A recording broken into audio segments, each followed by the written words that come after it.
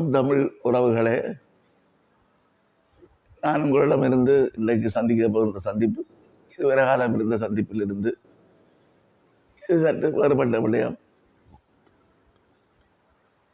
எனக்கு சிறுநீரகங்கள் இரண்டும் பழுதடைந்து ஒரு மாற்று சிறுநீரக சத்திர சிகிச்சை உட்படுத்தப்பட வேண்டும், இல்லாவிட்டால் உயிருக்கு ஆபத்து என்று வைத்தியர்கள் கூறியிருக்கிறார்கள். இந்த சூழ்நிலையில்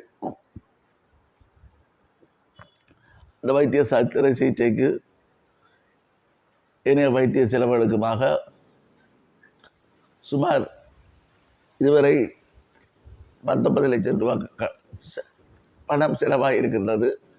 பல்வேறு விதமான பரிசோதனைகள் அந்த சிறுநீரகத்தை கொடுப்பவருக்கும் வாங்குகின்ற எனக்கும் பொருந்த வேண்டும். பல மாதங்களாக பல்வேறு விதமான சோதனைகளுக்காக சுமார் 19 லட்சம் கொண்டிருக்கிறேன். இன்னமும் அந்த சத்திர சிகிச்சை ஏனைய செலவுகளுக்காக சுமார் 70 லட்சம் ரூபாய் தேவைப்படுகிறது. உங்களுக்கு தெரியும், என்னுடைய 50 வருடத்துக்கு மேற்பட்ட அரசியல் வாழ்க்கையிலே சொத்து சேர்க்க வேண்டும் என்ற எண்ணம் எனக்கு சிறிதளவும் இருக்கவில்லை. 2 தடவைகள் பாராளுமன்ற உறுப்பினராகவும் 1 தடவை மாகாண சபை உறுப்பினராகவும் இப்போ 2வது தடவையும் நகரசபை தலைவராகவும் இருந்து கொண்டு தேர்தல் திணைக்களத்தினுடைய ஆணையாளர் தேர்தலில் போட்டியிடுபவர்கள் சொத்து பிரகடனங்களை கொடுத்த பொழுது அது மூடிய சில்லில் கடித உரையிலே தர வேண்டும், நீங்களே திறந்த அறிவிலே தந்திருக்கிறீர்கள் என்று மஹிந்த தேசப்பிரிய அவர்கள் சொன்ன பொழுது அவருக்கு நான் சொன்னேன், இல்லை இதிலே திறந்த புத்தகம், நீங்கள் இதிலே பார்க்கலாம் பார்க்கலாம் என்று பார்த்து விட்டு தலையிலே கை வைத்தார். 2 தடவைகளை பாராளுமன்ற இருந்து மாகாண சபை உறுப்பினராக இருந்து நகரசபை தலைவராக இருந்தேன். இருந்தவர் இப்பொழுது ஜனாதிபதி தேர்தல் வேட்பாளராக போட்டியிடுகின்ற நீங்கள் உங்களை காட்டினால் தெற்கிலே இருப்பவர்கள் பிரமிக்க வேண்டும். ஒரு சொந்த வீடு இல்லை, அதே போல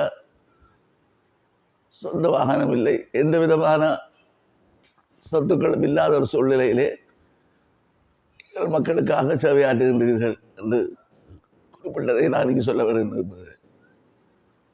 அவை இவ்வாறான சூழ்நிலையிலே இவ்வளவு பெரிய பெருந்தொகையை என்னுடைய உறவினர்களோ நண்பர்களோ தனித்து செலவழிப்பதிலே சேர்ப்பதிலே சிரமங்கள் இருக்கின்றன. ஆகவேதான் அது ஒரு திறந்த புத்தகம் போல திறந்த ஒரு அழைப்பை நான் விடுகின்றேன். இப்பொழுது கூட வெளிநாட்டில் இருந்து வந்த ஒரு நண்பர் என்னை சந்தித்து கட்டாயப்படுத்தி தான் 5 லட்சம் ரூபாய் தருவதாகவும் மற்றவர்களிடம் பணத்தை திரண்டுங்கள், தேவைப்பட்டால் நான் மேலதிகமாகவும் தருவதாகவும் கூறிய அடிப்படையிலே தான் இந்த ஊடக சந்திப்பை நடத்துகின்றேன். இன்னொன்று, அந்த 19 லட்சம் ரூபாயே வெளிநாட்டிலே இருந்த மனித உரிமை ஆர்வலராக இருந்த மறைந்த நீதவான் தம்பித்துரை அவர்களுடைய மகன் அவர்கள் ஒரு உணர்வாளர், ஈழத்தமிழர்களுடைய பிரச்சனையிலே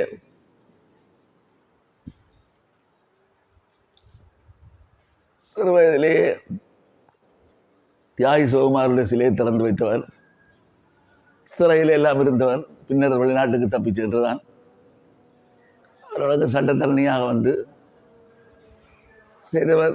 அவர் தன்னுடைய சொந்த பணத்திலே எனக்கு 10 லட்சம் ரூபாவை அனுப்பியிருந்தார். தேவைப்பட்டால் மேலதிக பணத்தை அனுப்புவோம் என்று சொல்லியிருந்த நேரத்திலே ஒரு துரதிர்ஷ்டமான நிலைமை, அவர் அமெரிக்காவிலே காலமாகிவிட்டார். இவ்வாறான ஒரு சூழ்நிலை பின்னணியிலே தான்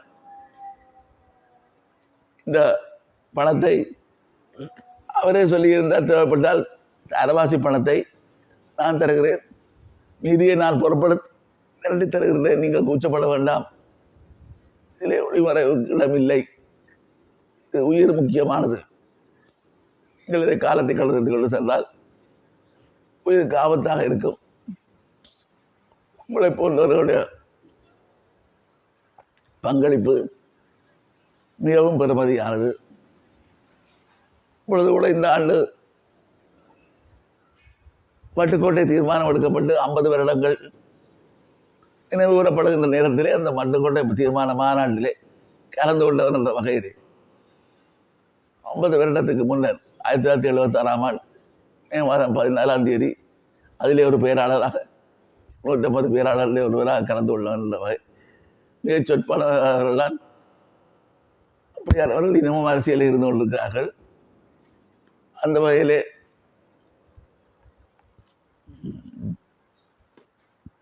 என்னுடைய பங்களிப்பு விடுதலை போராட்டத்திலே சிவாஜிலிங்கம் என்றால் தெரியாதவர்கள் பெருமளவிலே இருக்க முடியாது என்ற அளவுக்கு நான் முடிந்த அளவுக்கு அர்ப்பணிப்பாக நான் என்னுடைய சேவையை ஆற்றி இருக்கின்றேன். ஆகவே நான் உங்களிடமிருந்து மிகவும் உரிமையுடன் அன்றாண்டமாக கேட்டுக்கொள்வது, உங்களால் முடிந்த பணத்தை, அது 50,000 இருக்கலாம், 25,000 இருக்கலாம், 1,00,000 இருக்கலாம், எனது வங்கி கணக்கிலக்கம் இலங்கை வங்கி கணக்கிலக்கம் 77 46 88 பம்பலப்பட்டி கிளை, இந்த இலக்கத்துக்கு நீங்கள் அனுப்பி வைத்தால் இந்த சத்திர சிகிச்சையை பூரணப்படுத்தி சுகமடைந்து வெளியேற முடியும். ஆகவே இந்த பொருந்துகின்றது என்பது நீண்ட கால போராட்டத்திலே தான் பலருக்கு சாத்தியமாக இருந்தது. அந்த வகையில் தான் எனக்கும் எத்தனையோ பேருடைய பொருந்து சிறுநீரகங்களை பொருத்தி பார்த்து இப்பொழுது பொருந்தி எல்லாத்துக்குமான ஒரு உத்தரவை வைத்தியர்கள் பிறப்பித்திருக்கிறார்கள். அவர்கள் இந்த சத்திர சிகிச்சைக்கு ஆயத்தமாக இருக்கிறார்கள். பணம் தான் துறைய பிரச்சனை. பணத்தை விரைவிலே கொடுக்காவிட்டால் காலப்போக்கிலே இது என்ன வடிவ எடுக்கும் என்று சொல்ல முடியாது. ஆகவே நீங்கள் உங்கள் எல்லாருடைய அன்பானவர்களை நான் பார்த்து கேட்பது, உங்களால் முடிந்ததை இதை அனுப்பி வைப்பீர்களாக இருந்தால் நான் மிகவும் நன்றியுடையவனாக இருப்பேன். இறுதி மூச்சு வரை தமிழீழ மண்ணுக்காக, தமிழீழ மக்களுக்காக போராடி உயிரை விடுகின்ற பொழுதும் போராடி கொண்டிருந்த நேரத்திலே தான் உயிர் பிரிந்தது சொல்கின்ற அளவுக்கு என்னுடைய போராட்டத்திலே தான் செயற்படுவேன் என்ற உறுதியோடு இந்த வேண்டுகோளை உங்களோரிடமும் வைக்க விரும்புகின்றேன். இதிலே இப்பொழுது கடந்த 2 மாதங்களாக ஒரு மன போராட்டத்தின் சந்தியிலே தான் இவ்வாறு பொதுவாக விட முடியுமா, பணத்தை திரட்ட முடியுமா, இது நல்லா இருக்குமா இல்லையா என்று வழிகளை யோசித்தும் எதுவும் சாத்தியமில்லாத சூழ்நிலையிலே தான் இந்த முடிவை யோசனையை ஏற்றுக்கொண்டு வந்து அந்த வகையிலே விமர்சனங்கள் பரப்பெல்லாம் போகலாம். ஆனால் என்னை பொறுத்தவரை